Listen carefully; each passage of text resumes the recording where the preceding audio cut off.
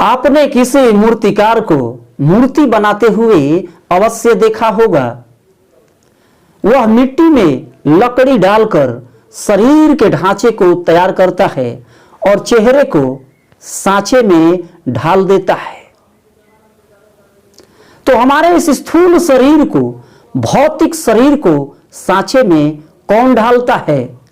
हमारा यह स्थूल शरीर कैसे बनता है, यह कैसे कार्य करता है और इसकी सबसे बड़ी बाधा क्या है और इसकी परम संभावना क्या है? ध्यान, समाधि और कुंडलिनी जागरण से इसका क्या संबंध है? कुंडलिनी क्लिनिक में आपका स्वागत है। सरल और आसान भाषा में ध्यान के विज्ञान को समझने के लिए और हमसे जुड़े रहने के लिए आप हमारे चैनल को सब्सक्राइब करें, बेल बटन आइकन दबाकर ऑल पर सेलेक्ट करें। आप हमें फेसबुक, ट्विटर और इंस्टाग्राम पर भी फॉलो करें। एक छोटा बच्चा जब जन्म लेता है तो कोई कहता है यह अपने मम्मी पर गया है, तो कोई कहता है यह अपने पापा पर गया है। इसकी आंखें इसकी मम्मी जैसी है, तो कोई कहता है इसकी नाक इसके पापा जैसी है। जन्म लेने के बाद यह जो शरीर दिखाई पड़ता है, इसी शरीर को स्थूल शरीर या भौतिक शरीर कहते हैं और यही भौतिक शरीर सारे भौतिक सुख भोगता है। यह पूरी भौतिक दुनिया को देखता है, इसका आनंद उठाता है। यह भौतिक शरीर थकता है, इसे भूख लगती है, इसे नींद आती है और यह संभोग सुख भोगना चाहता है और इसमें अध्यात्म के यात्रा भी संभव है। जिस प्रकार एक छोटे से बीज में एक पूरा पेड़ समाया हुआ है, फल, फूल, पत्ती, जड़ और तना एक छोटे से बीज में समाया हुआ है। जेनेटिक्स कहता है कि एक छोटा बच्चा अपने माता पिता के क्रोमोसोम्स गुणसूत्र से बनता है। एक छोटे बच्चे की आंख, नाक, कान, मुंह, उसका पूरा शरीर कैसा होगा उस गुणसूत्र में समाया हुआ है और यह गुणसूत्र बहुत ही सूक्ष्म होता है। साइंटिस्ट इसे माइक्रोस्कोप से देखते हैं। इसी सूक्ष्म क्रोमोसोम से यह स्थूल शरीर बनता है। प्रकृति में 3 प्रकार के गुण विद्यमान हैं: सतोगुण, रजोगुण, तमोगुण। बिना इन 3 गुणों के प्रकृति में किसी भी जीव की उत्पत्ति संभव नहीं। आप इसे साइंस की भाषा में इलेक्ट्रॉन, प्रोटॉन और न्यूट्रॉन समझ सकते हैं। बिना इलेक्ट्रॉन, प्रोटॉन और न्यूट्रॉन के पदार्थ की उत्पत्ति नहीं हो सकती। तो माता से माइनस चार्ज और पिता से प्लस चार्ज आता है, लेकिन एक चार्ज जो इसके बीच में छूट रहा है, न्यूट्रल चार्ज, वो प्रकृति से आता है। माता, पिता और प्रकृति मिलकर एक बच्चे के शरीर की रचना करते हैं। प्रकृति के 2 गुण प्लस और माइनस चार्ज, प्लस पिता से और माइनस माता से आता है और प्रकृति का तीसरा गुण स्वयं प्रकृति से आता है और उस तीसरे स्वरूप में प्रकृति स्वयं इस शरीर में विद्यमान है और प्रकृति का यही गुण, यही तत्व इस शरीर का कारण है और उस कारण को कारण शरीर कहते हैं। अध्यात्म कहता है कि हमारे इस स्थूल शरीर में 3 शरीर समाया हुआ है। ऊपर की जो परत है वह स्थूल शरीर है और इसके ठीक अंदर सूक्ष्म शरीर है जो आंखों से दिखाई नहीं पड़ता, और सूक्ष्म शरीर के भी अंदर कारण शरीर है, यह भी दिखाई नहीं पड़ता। यह स्थूल शरीर पंच तत्वों पृथ्वी, जल, अग्नि, वायु और आकाश से बना है। स्थूल शरीर में मिट्टी और जल तत्व की प्रधानता है, तो वही सूक्ष्म शरीर में अग्नि और वायु की प्रधानता है, और कारण शरीर में आकाशीय तत्व समाया हुआ है। और यही आकाशीय तत्व माता पिता के अंडाणु और बीजाणु से, स्पर्म और ओवम से अभिक्रिया करके इस स्थूल शरीर का निर्माण करता है। सूक्ष्म शरीर 5 ज्ञानेंद्रियों, 5 कर्मेंद्रियों, 5 प्राण और मन और बुद्धि से मिलकर बनता है। और कारण शरीर स्वयं इन तीनों शरीरों का कारण है, उसमें उसका उद्देश्य समाया हुआ है, वह प्रकृति के रूप में इस शरीर में विद्यमान है। जब कोई व्यक्ति मृत्यु को प्राप्त होता है तो सबसे पहले उसका सूक्ष्म शरीर छोड़ता है।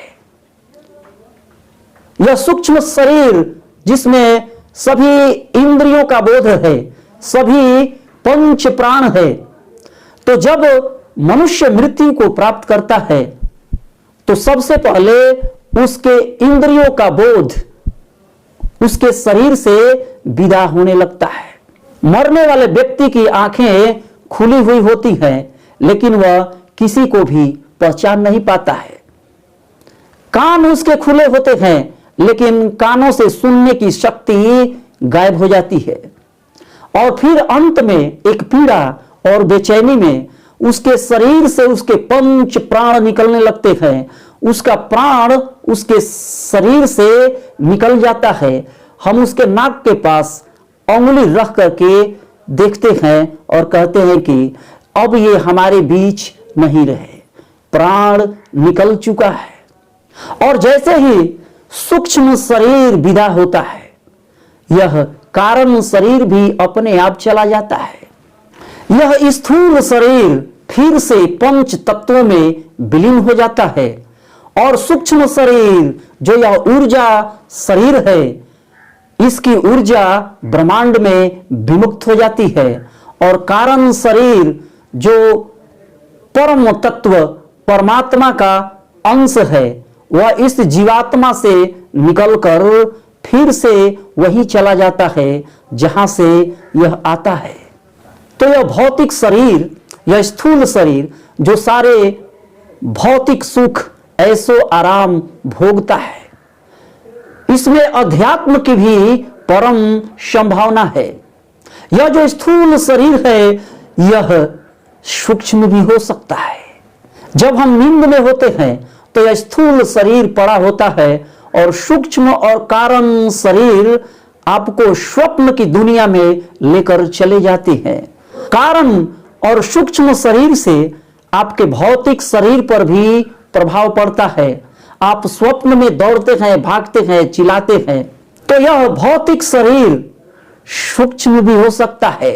इस भौतिक शरीर में एक परम संभावना है, इसमें अध्यात्म की यात्रा भी हो सकती है।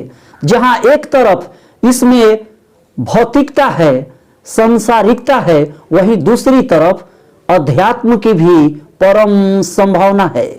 इस शरीर की सबसे बड़ी बाधा क्या है और इसकी परम संभावना क्या है, जरा आप इसे ध्यान से समझें।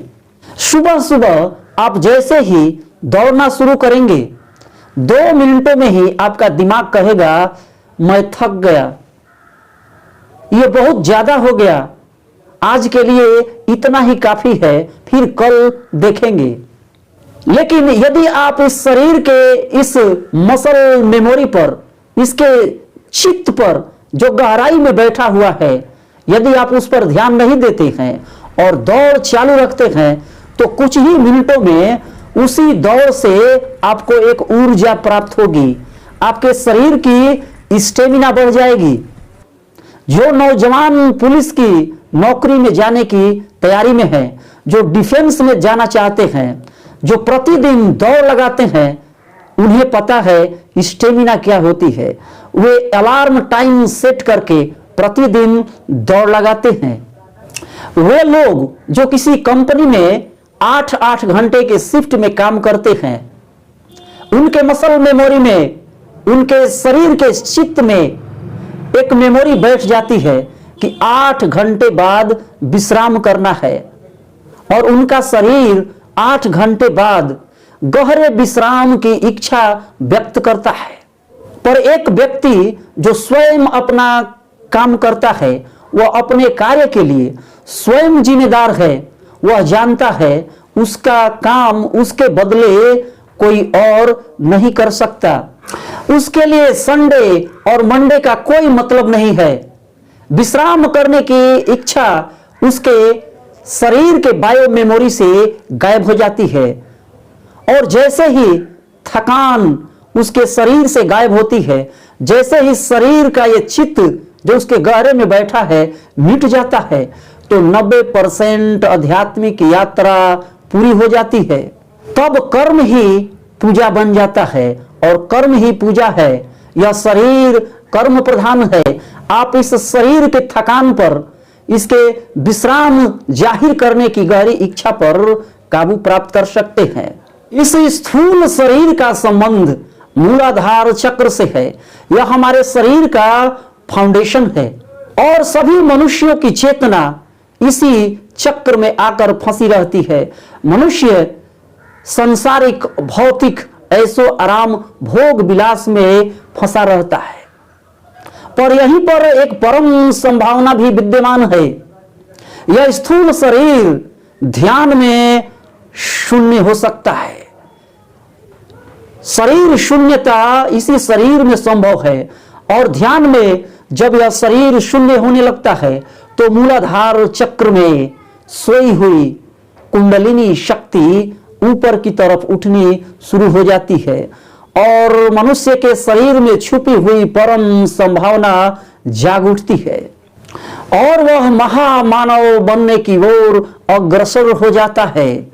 और यह संभव है स्थूल शरीर से। आप स्थूल से सूक्ष्म की ओर, और सूक्ष्म से कारण शरीर की ओर जा सकते हैं, पर कारण से सूक्ष्म में और सूक्ष्म से स्थूल में प्रवेश करना बहुत ही मुश्किल है।